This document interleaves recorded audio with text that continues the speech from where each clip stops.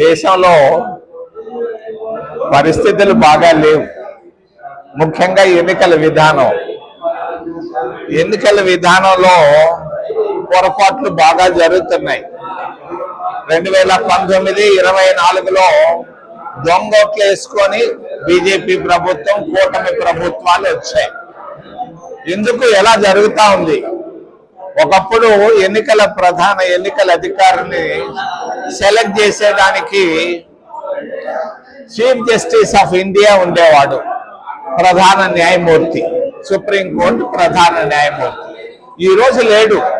అమిత్ షా, మోడీ గారు ఇద్దరులే సెలెక్ట్ చేసుకుంటున్నారు.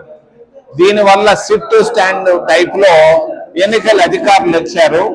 బీహార్లో 60 లక్షల ఓట్లు దొంగోట్లు వేసుకున్నట్టుగా పట్టుబడ్డారు.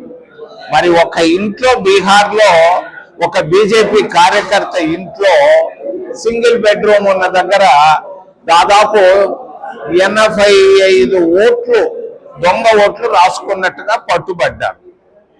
మరి మొన్న జరిగినటువంటి మహారాష్ట్ర ఎన్నికలు, హర్యానాలో జరిగినటువంటి ఎన్నికలు, ఆంధ్రప్రదేశ్ రాష్ట్రంలో జరిగినటువంటి ఎన్నికల్లో దొంగ ఓట్లతోనే ఈవీఎంల ట్యాంపరింగ్ తోనే జరిగింది.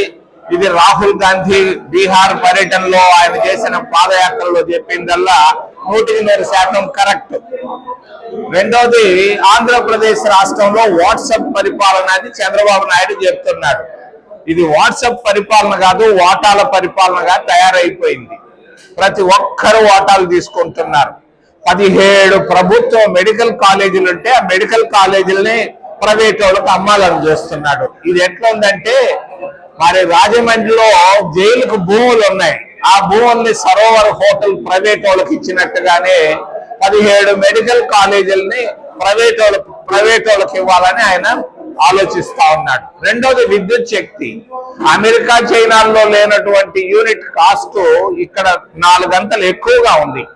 మరి దీనికి కారణం వాట్సాప్ పరిపాలన. మరి ఆయన ఎవరో స్మార్ట్ మీటర్లు తీసుకొని వచ్చి దొంగతనంగా మరి విద్యుత్ శక్తి అమ్ముకోవడం జరుగుతా ఉంది. దీంట్లో పెద్ద అవినీతి దాగుందని తెలియజేస్తున్నారు.